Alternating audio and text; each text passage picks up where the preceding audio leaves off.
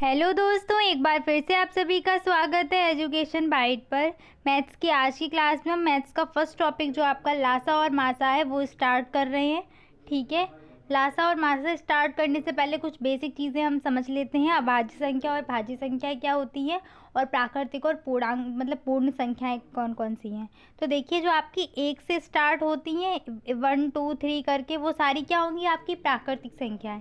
इससे आप समझ गए होंगे कि सबसे पहली प्राकृतिक संख्या, सबसे छोटी प्राकृतिक संख्या कौन सी है, आपकी एक होती है। ठीक है, अगर पूर्ण संख्या की बात करें हम, तो पूर्ण संख्या आपकी स्टार्ट होती है 0 से, मतलब 0 1 2 3 ऐसे करके।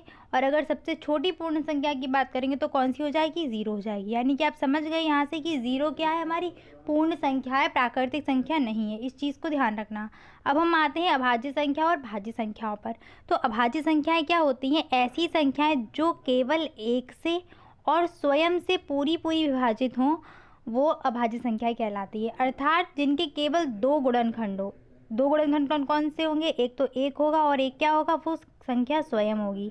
जैसे हम दो की बात करें, दो क्या होता है, दो तो एक से पूरा पूरा कट जाता है, और दूसरा क्या है, खुद से भी तो कटेगा। तो इससे कितने गुणनखंड मिल गए हमें, दो मिल गए। ठीक, गुणनखंड क्या होते हैं कि वो संख्या होती है जो संख्या को पूरा पूरा विभाजित करती है, वही गुणनखंड कहलाता है। जैसे तीन की अगर बात करें तो तीन का क्या हुआ, एक तो एक मिलेगा गुणनखंड, और दूसरा क्या मिलेगा, तीन। तीन तीन खुद को भी तो विभाजित करेगी, तो एक और तीन, ये भी इसके दो गुणनखंड मिल गए।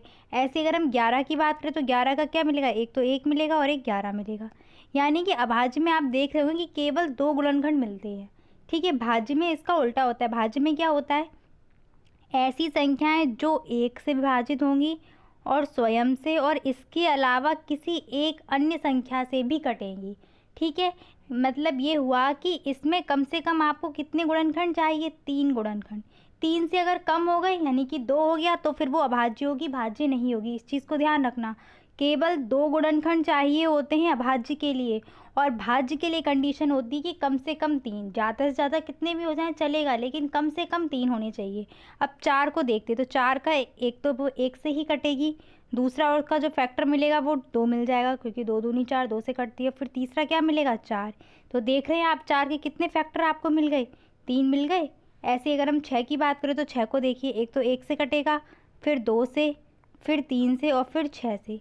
तो छः के देखिए कितने, चार मिल गए फैक्टर। तीन से ज़्यादा है ना, तो ये क्या होगी, भाज्य संख्या होगी। मतलब एक तो एक से कटे, एक स्वयं से, बाकी किसी अन्य संख्या से भी कटनी चाहिए, तो वो होती है भाज्य संख्याएं।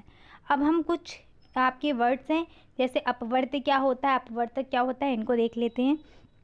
तो अपवर्त्य, इनके आप लास्ट और फर्स्ट वर्ड लेना यम। ठीक है, यहाँ पे ट्रिक क्या बन जाएगी, यम। यानी कि अपवर्त्य का या ले लिया और इसका मा ले लिया, मल्टीपल। अब आप यहाँ से समझ आएंगे कि मल्टीपल का मतलब क्या होता है, कि गुणज। जैसे अगर मैं दो का मल्टीपल पूछूं तो क्या हो जाएंगे दो के मल्टीपल, चार, छः, आठ, ये सब मल्टीपल हो जाए। यानी कि टू का टेबल। मल्टीपल का मतलब ये है कि टू का टेबल पढ़ना है आपका, टू का नहीं, मतलब जिस जिस संख्या का मल्टीपल पूछा जाए उस संख्या का टेबल। ठीक है, फैक्टर में क्या होता है, इसका आप कफ याद कर लेना ट्रिक। ठीक है, कफ याद कर लेना, का से अपवर्तक हो जाएगा और फा से फैक्टर। होता ये मैं क्यों बता रही हूँ ट्रिक, कि होता क्या है कि हम ये भूल जाते हैं कि अपवर्त जैसे पूछ लिया जाए आपसे, हिंदी में अपवर्त लिख के आए, तो आप ये भूल जाएंगे कि अपवर्त में आपको मल्टीपल निकालना है कि फैक्टर निकालना है। ठीक है, या फिर अगर इंग्लिश आपको पता है तो अच्छी बात है, इंग्लिश में तो आप मल्टीपल फैक्टर फाइंड कर लेंगे, लेकिन डीएलएड में आपका हिंदी में लिख के आता है तो वहाँ पे आप कंफ्यूज हो जाएंगे। ठीक है, अब फैक्टर में होता क्या है कि जैसे मान लो चार दिया गया, तो चार किन किन संख्याओं से कटेगी, वो संख्याएं इसकी क्या कहलाएंगी, फैक्टर कहलाएंगी।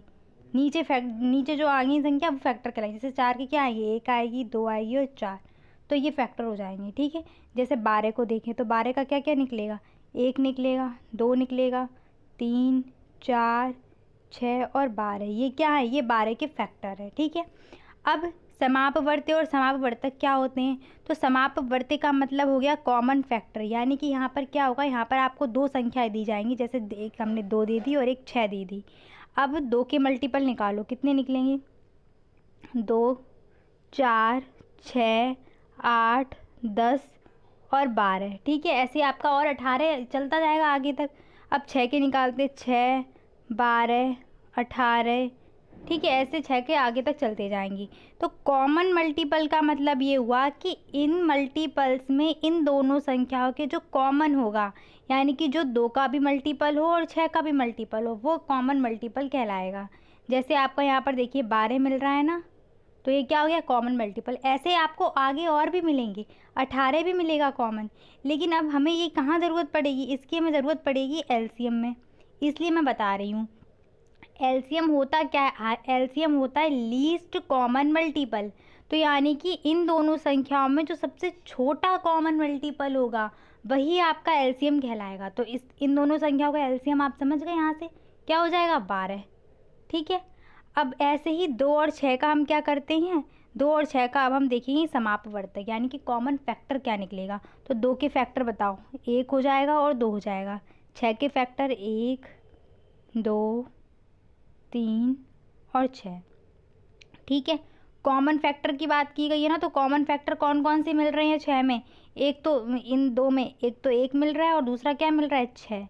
लेकिन अब ये फैक्टर मिलेगा आपको कहाँ, ये मिलेगा एचसीएफ में। और एचसीएफ क्या होता है, हाईएस्ट कॉमन फैक्टर, यानी कि जो भी संख्याएं दी जाएंगी उन संख्याओं का सबसे हाईएस्ट, सबसे बड़ा कॉमन जो फैक्टर होगा वो एचसीएफ होगा। तो इन दोनों संख्याओं में कॉमन तो 1 भी है और 2 भी है, लेकिन एचसीएफ कौन सी संख्या बनेगी, केवल 2, क्योंकि सब 1 और 2 में बड़ा कौन है, 2। ठीक है, तो एचसीएफ बनेगा आपका 2। ठीक है, अब हम एचसीएफ और एलसीएम को अच्छे से समझ लेते हैं। तो एलसीएम होता क्या है, एलसीएम का मतलब है कि वह छोटी से छोटी संख्या जो दी गई संख्याओं से पूर्णतः विभाजित होती है। जैसे मान लो अभी हम किसकी, 2 और 6 की बात कर रहे थे ना, इसका हमने क्या निकाला था, एलसीएम 12 निकला था ना। यानी कि 12 वह छोटी से छोटी संख्या है जो दी गई संख्या, यानी कि 1, 2 संख्या दी गई थी, इससे भी पूरी पूरी विभाजित होगी और 6 से भी विभाजित होगी, तो वो क्या कहलाएगी, एलसीएम कहलाएगी।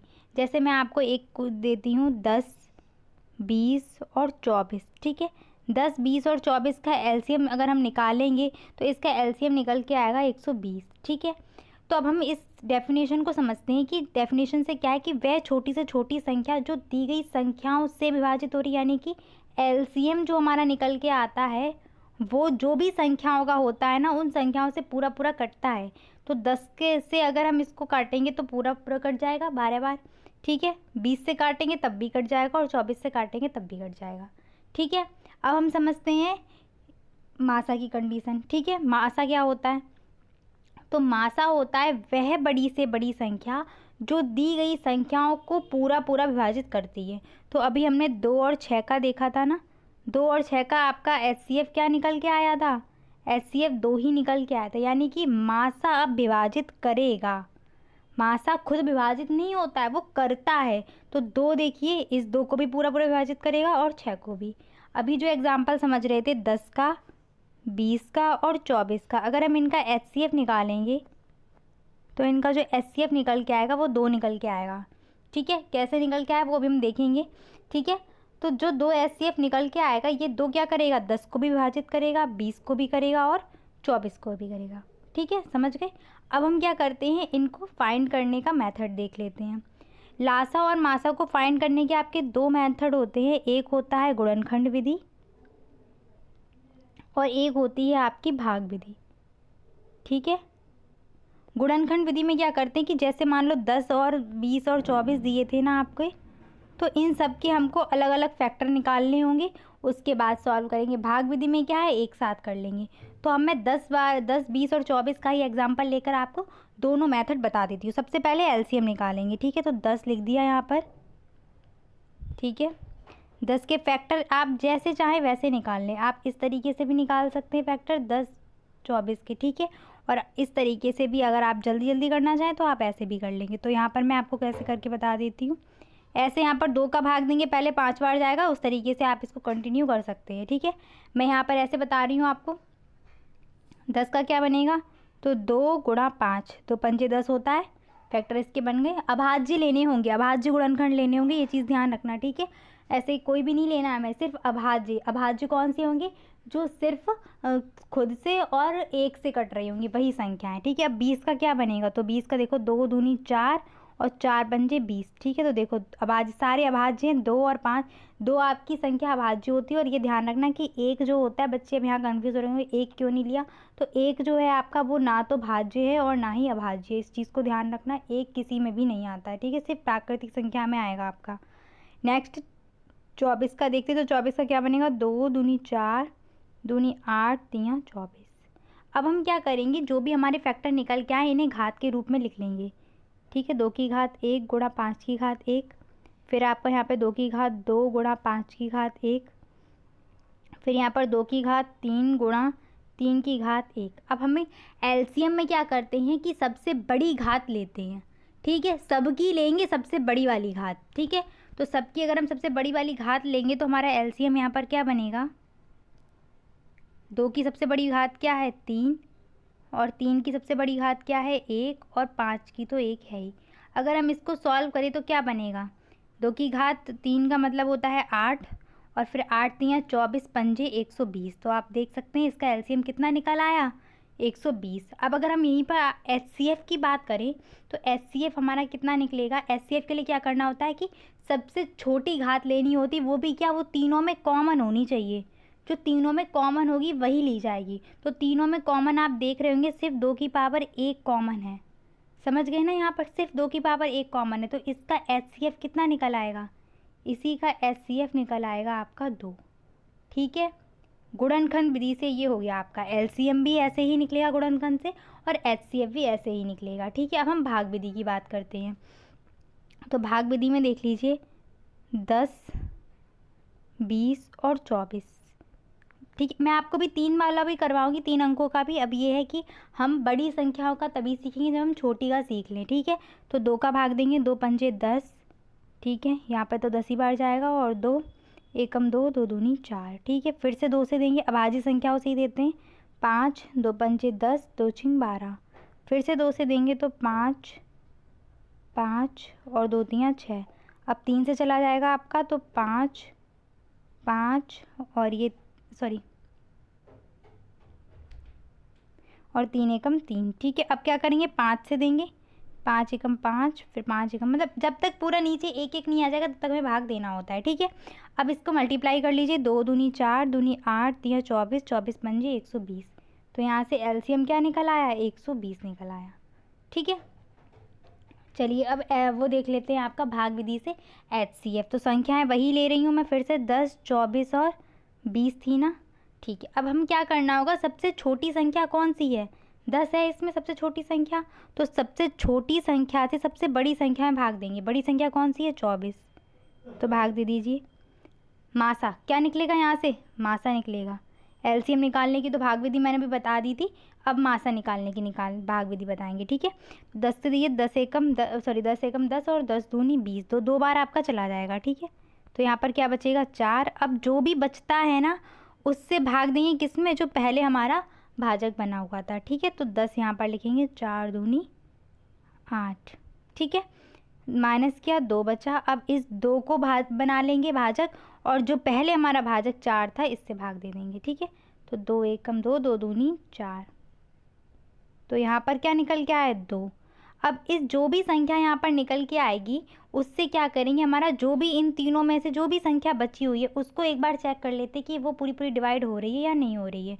तो यहाँ पर 20 बचा हुआ था, अगर हम 2 से 20 में भाग देंगे तो पूरा पूरा कट ही जाएगा, 2 एकम 2 और फिर 0 का तो 0 हो जाएगा यहाँ पर। ठीक है, तो यानी कि इस संख्या का मासा कितना निकल के आएगा, 2 निकल के आएगा। ठीक है, अब हम आते हैं क्वेश्चन की तरफ। हमें क्वेश्चन कैसे करने हैं, तो आपका ये जो है लासा मासा का, इसमें मैं आपको 4 टाइप के क्वेश्चन करवाऊंगी। पहला तो लासा मासा के साधारण क्वेश्चन, जिसमें आपको सीधे सीधे बोले जाएंगे कि इसका मासा निकालिए, इसका लासा निकालिए। ठीक है, और उसको भी 2 पार्ट में डिवाइड करेंगे। एक तो सिंपल आपसे लासा मासा निकालने को पूछा जा सकता है, फिर दूसरा क्या है, थ्योरी में देते हैं ना कि एक कपड़े का थान है, इतनी मीटर लंबे हैं, तो कम से कम कितनी नाप का फीता हो। तो इस टाइप से वाला क्वेश्चन जो होंगे थ्योरी वाले वो करवाऊंगी। इसके बाद आएंगे 2 संख्याओं का गुणनफल बराबर लासा गुणा मासा, ये जो फॉर्मूला होता है ना आपका, इससे रिलेटेड जितने भी क्वेश्चन होंगे वो मैं करवा दूंगी। फिर आएंगे भिन्न पे आधारित प्रश्न, यानी कि जिसमें भिन्न दी जाती हैं आपको अंश और हर, तो उसका लासा या मासा पूछा जाता है। ठीक है, फिर आते हैं शेष पर आधारित प्रश्न। आपके इन चारों में सबसे इम्पॉर्टेंट यही वाला है, शेष पर आधारित प्रश्न, ठीक है। सेकेंड सेमेस्टर के लिए ये वाला, और ये जो टाइप था ना यहाँ पर जो मैं थ्योरी वाला क्वेश्चन बता रही थी कि जैसे 3 कपड़े के थान है, उसमें लंबाई इतनी है तो कम से कम कितनी नाप का फीता चाहिए, तो यहाँ पर ये वाले जो क्वेश्चन होते हैं, ये वाले और ये वाले 4 नंबर वाले, ये आपके बहुत इंपॉर्टेंट है सेकेंड सेमेस्टर के लिए। तो चलिए स्टार्ट करते हैं फर्स्ट क्वेश्चन से। पहला क्या है, 16, 32 और 64 का लासा ज्ञात कीजिए। तो 16, 32 और 64 को लिख लेते हैं और लासा इसका निकालते हैं। 16, 32 और 64, ठीक है। तो भाई सबसे पहले अभाज्य संख्या से भाग दीजिए, 2 से देंगे। 2 अट्ठे 16, 2 एकम 2, फिर 16, फिर 2 3 6,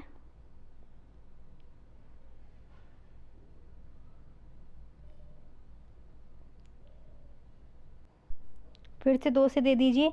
2 चौके 8, 2 अट्ठे 16, फिर आपका 16 बार चला जाएगा, फिर 2 से जाएगा तो 2 दूनी 4, 2 चौके 8, 2 अट्ठे 16, फिर 2 से जाएगा, 2 एकम 2, 2 दूनी 4, 2 चौके 8, फिर 2 से चला जाएगा, 2 एकम 2, ये 2 एकम 2 1 बना हुआ है, और ये 2 दूनी 4, फिर 2 से चले जाएगा, 2 एकम 2, फिर 2 एकम 2, ठीक है।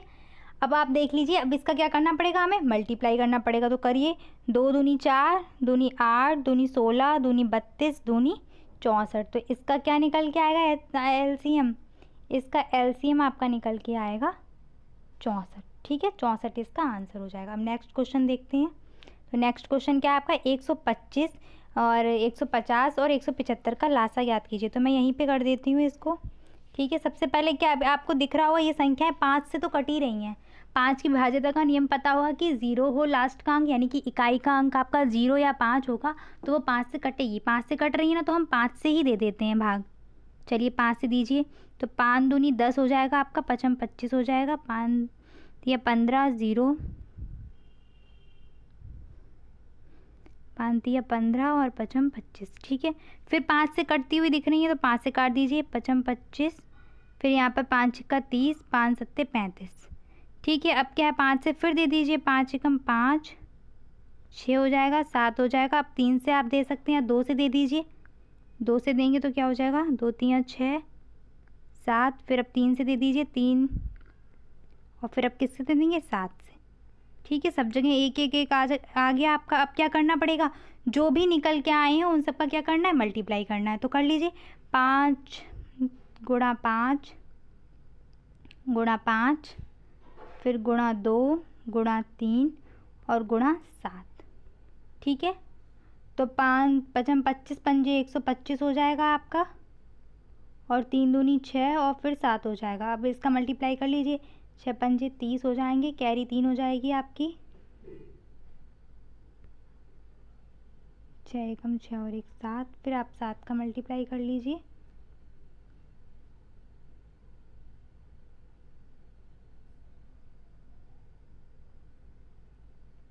तो आपका जो आंसर निकल के आएगा 5250, ठीक है। ये आपका आंसर निकल के आएगा, ठीक। आप लोग कैलकुलेशन खुद करेंगे, ठीक है।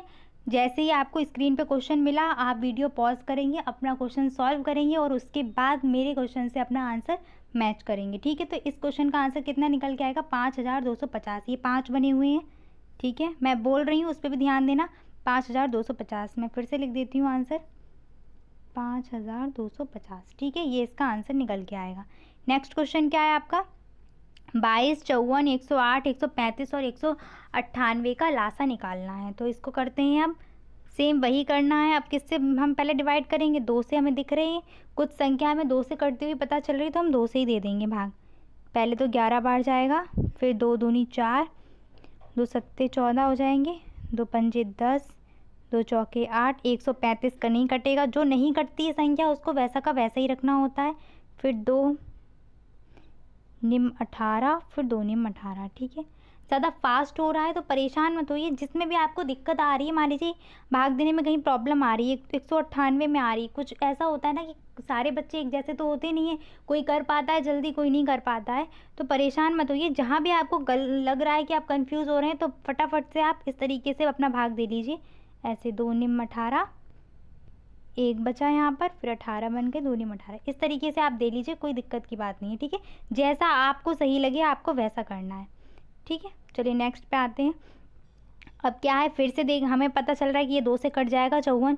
2 से कटने का नियम यही होता है कि जो इकाई का अंक हो वो क्या हो, 2 से कटने वाली कोई संख्या हो। जैसे 2 हो गई, 4 हो गई, 6, 8, 0, ये संख्याएं होगी तो वो संख्या अपने आप पूरी पूरी 2 से विभाजित होगी। तो हमें 54 इसलिए पता चलेगा कि 2 से कटेगा तो 11, 27, फिर 2 दूनी 4 और 2 सत्ते 14, 135 का 135 ही रहने देंगे और फिर 99। अब हमें ये दिख रहा है कि इसमें जो भी संख्या दी गई है 3 से कटने वाली हैं। 27 भी कटेगी, 99 भी कटेगी और 135 भी। 135 कैसे पता चली हमें, तो 3 से विभाजित होने का नियम ये होता है कि अंकों का योग 3 से विभाजित होगा। 135 को हम देखेंगे तो 5, 3, 8 और 1, 9 अंकों का योग 9 आ रहा है ना, तो इसलिए ये संख्या पूरी पूरी किससे विभाजित हो जाएगी, 3 से। ठीक है, 9 से भी कटेगी, 3 से भी कटेगी, लेकिन हमें क्या है, भाजित लेना है तो हम 3 से काटते हैं। ठीक है, तो 11 का 11 ही रहेगा, 3 निम 27, 3 निम 27, फिर यहाँ पर काटिए तो 3 चौके 12 और 3 पंजे 15, फिर 11 बार, सॉरी 11 क्यों, 33 बार, 3 तिरका 9, 3 तिरका 9। ठीक है, फिर 3 से कट जाएगा तो 11 का 11 ही रहेगा, 3 तिरका 9, फिर यहाँ पर 15 बार, 15 3 45 होता है ना, और फिर यहाँ पर 11। ठीक है, अब इसके बाद फिर 3 से कट जाएगा तो 11, फिर 1 1, 3 पंजे 15 और 11। अब किस किस से कटेगा, एक तो 5 से कटेगा, फिर 11 से कटेगा, तो 5 रख दिया और 11। अब 11 से कट जाएगा। ठीक है, 11 फिर सब जगह 1 1 1 आ जाएंगे। ठीक है, समझ गए होंगे आप इतना। अब क्या करेंगे हम, अब इसके बाद जो भी संख्याएं निकल के आई हैं उन सबका आपस में हमें क्या करना है, मल्टीप्लाई करना है। अब हम इनका मल्टीप्लाई कर लेते हैं, तो देख लीजिए 2 दूनी 4, 3 12, 3 36 हो जाएगा, उधर 36 मल्टीप्लाई 5 3 15 हो जाएगा और फिर आपका आ जाएगा 11। ठीक है, 15 का 36 में मल्टीप्लाई करेंगे तो आपका आ जाएगा 540। ठीक है, 15 छिक्का 90, 0 हो जाएगा, फिर कैरी 9 हो जाएंगी और फिर 15 3 45 और 9 ऐड करेंगे तो आपका हो जाएगा 540। फिर गुणा हो जाएगा 11 का, 11 गुणा कर लीजिए 0, 11 चौक 44 की 4 हासिल 4 हो जाएंगी, 11 पंजे 55 और 4 59। ठीक है, 5940 इसका लासा निकल के आ जाएगा। ठीक है, नेक्स्ट जो दोनों क्वेश्चन आपको दिख रहे हैं, चौथा और पांचवा वाला, ये आपके लिए होमवर्क। ठीक है, इन दोनों को आप सॉल्व करेंगे, इनका एलसीएम और एलसीएम निकाल के आप कमेंट सेक्शन में टाइप करेंगे। ठीक है, फोर्थ ऐसे लिख देना है एलसीएम फोर्थ क्वेश्चन का और फिफ्थ क्वेश्चन का, जो भी आपका निकल के आए वो एलसीएम लिख देना। अब आते हैं हम मासा की तरफ। ठीक है, तो मासा निकालने के लिए वही नियम जो मैंने बताया था आपको कि सबसे छोटी संख्या से सबसे बड़ी संख्या में भाग देना है। सबसे छोटी संख्या यहाँ पर कौन सी है, 114, और सबसे बड़ी संख्या कौन सी है, 390, सॉरी 380। तो 114 से हम किस में डिवाइड करेंगे, 380 में। ठीक है, तो चलिए भाग देते हैं।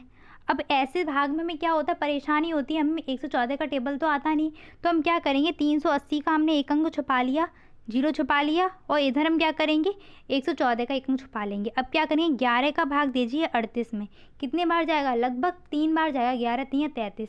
तो हम इसी 33 से चेक कर लेते हैं, यानी कि 33 में 3 बार गया ना, तो अब क्या करेंगे हम 3 का मल्टीप्लाई 114 में करके देख लीजिए, 3 चौके 12, कैरी 1, 3 एकम 3 और 1 4 और 3 एकम 3।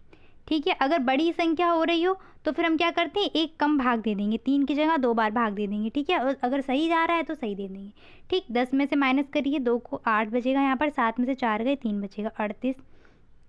अब 38 से 144 में भाग दीजिए, सेम वही करेंगे, 4 को छुपा लेंगे और फिर इधर 8 को छुपा लेंगे, तो 3 का कितनी बार जाएगा, लगभग 3 बार जाएगा, तो 3 बार से चेक कर लीजिए, 3 अट्ठे 24 की 4 हासिल 2 हो जाएंगी, फिर 3 तिरका 9 और 2 11, देखो पूरा पूरा चला गया, यानी कि यहाँ पर हमें संख्या क्या मिल गई, 38। अब इस 38 से देख लीजिए क्या 133 कट रहे हैं आपके, अगर कट रहे हैं पूरे पूरे तो यही हो जाएगी, अगर नहीं कट रहे तो वहाँ पर फिर जो भी आपका निकल के आएगा वो संख्या हो जाएगी। ठीक है, तो 38 का भाग दीजिए, 38 का किस में देंगे, 133 में दीजिए, 133 में, तो कितनी बार जाएगा, सेम वही आपको स्टेप करना है। पीछे से आप 3 छुपा लीजिए, इधर से 8 छुपा लीजिए, लगभग आपका 4 बार जा रहा है भाग।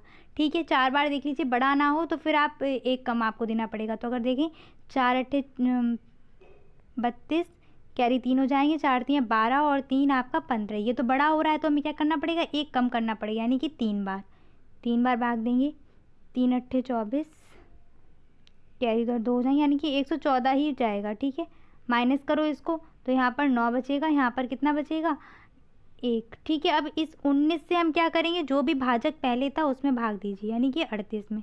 तो 19 दूनी 38, यानी कि यहाँ से आपकी कौन सी संख्या निकल के आई, 19। तो इस वाले क्वेश्चन का जो HCF होगा वो कितना होगा, 19 होगा। ठीक है, नेक्स्ट क्वेश्चन क्या है आपका, 90, 108 और 126 का मासा क्या है। तो इस क्वेश्चन को भी सेम वैसे ही करना है कि सबसे छोटी संख्या से सबसे बड़ी संख्या में भाग देना है। 90 से दीजिए किस में, 126 में। ठीक है, कितनी बार जाएगा, एक ही बार जाएगा, माइनस कर दीजिए। ठीक है, 6 से 6 और यहाँ पर 3 बचेंगे। ठीक है, अब इस 36 से क्या करेंगे, 90 में भाग देंगे। तो लगभग ये आपका कितनी बार चला जाएगा, 2 बार चला जाएगा।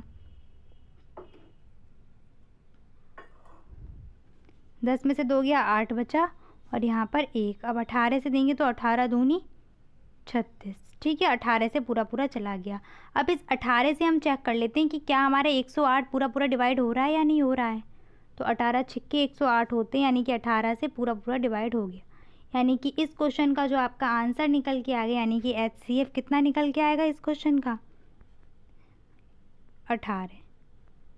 ठीक है, नेक्स्ट क्वेश्चन देख लेते हैं। 216, 288, 720 का मासा। तो सबसे छोटी संख्या कौन सी, 216। सबसे बड़ी क्या है, 720। तो 216 से हम क्या करेंगे, 720 में भाग देंगे। 216 यहाँ पर लिख लिया और 720 यहाँ पर लिख लिया। ठीक है, तो ये लगभग आपका 3 बार जाएगा भाग।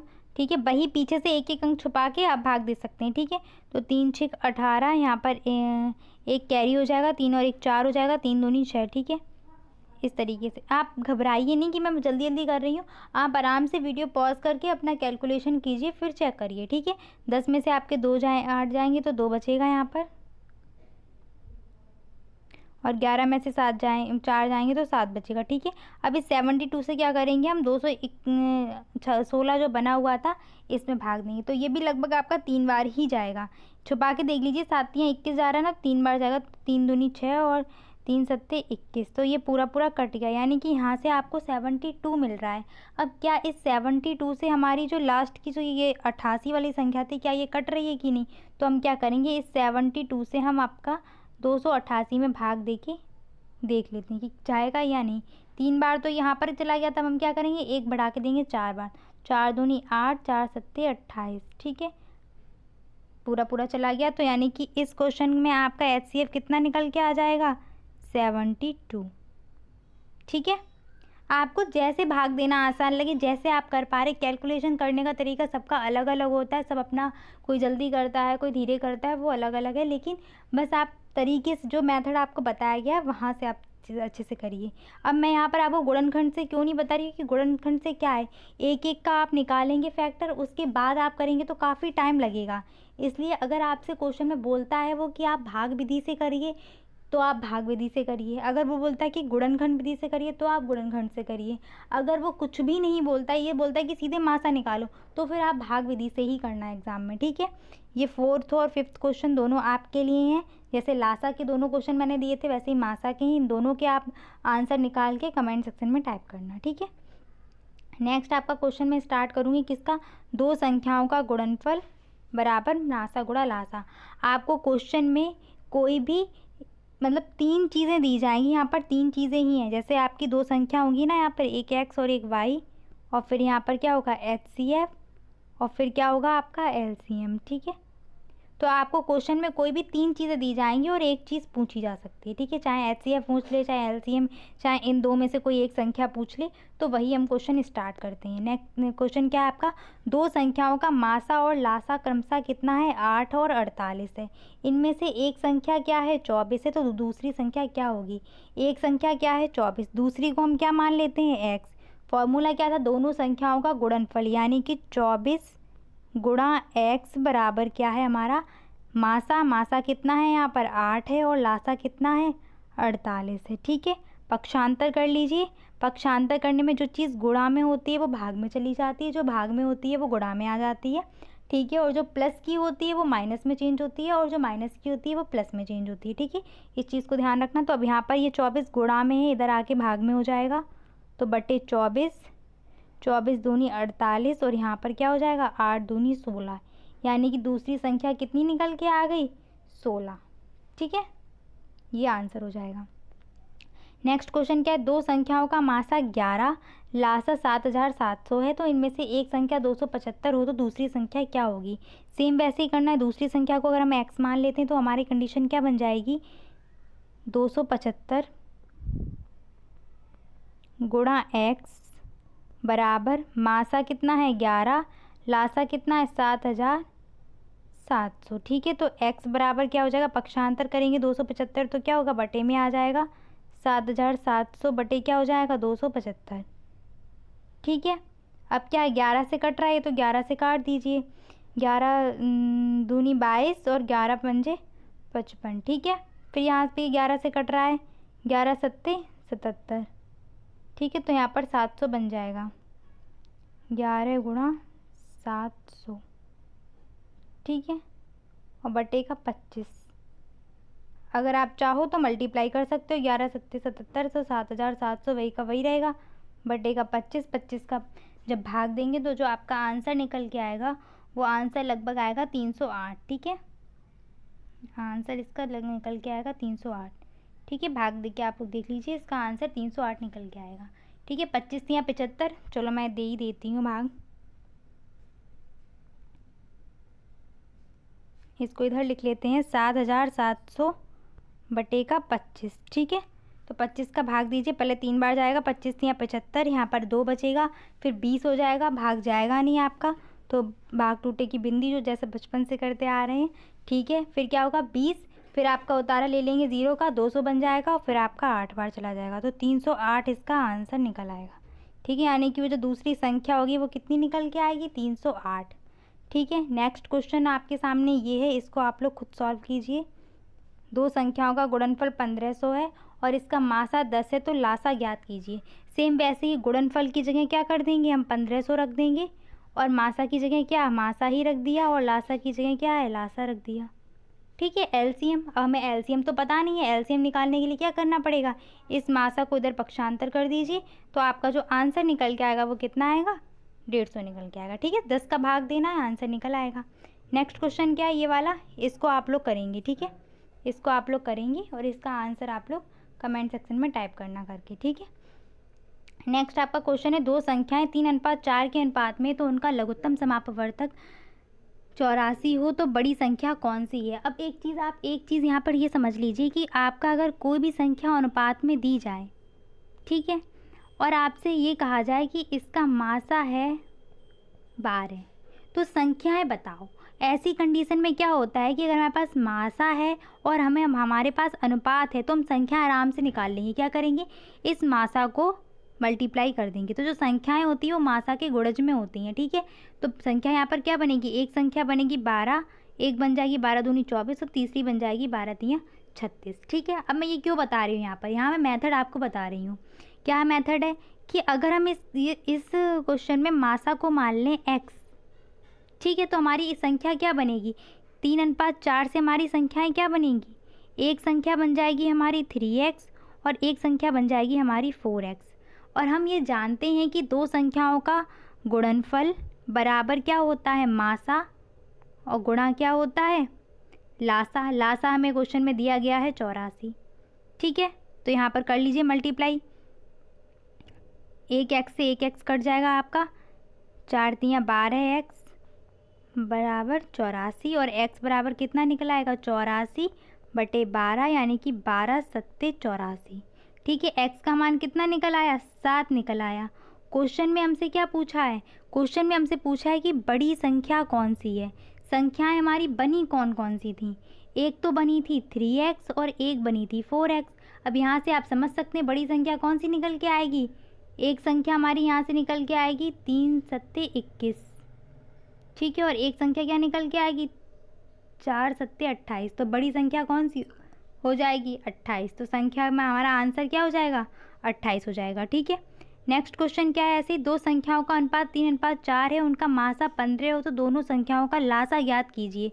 तो यहाँ पर जो संख्या का मासा कितना है, 15 है, अनुपात कितना है, 3:4 है, तो आप सीधे सीधे वही कर लीजिए।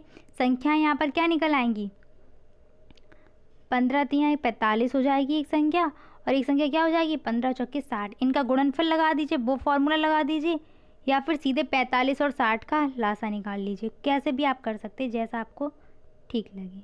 ठीक है, तो 15 चौके 60 कट जाएगा, तो यहाँ से एलसीएम कितना निकल के आएगा, 4 पंजे 20 और 4 दूनी 8 2 10। तो यहाँ से एलसीएम कितना निकल के आ जाएगा इनका, ठीक, सॉरी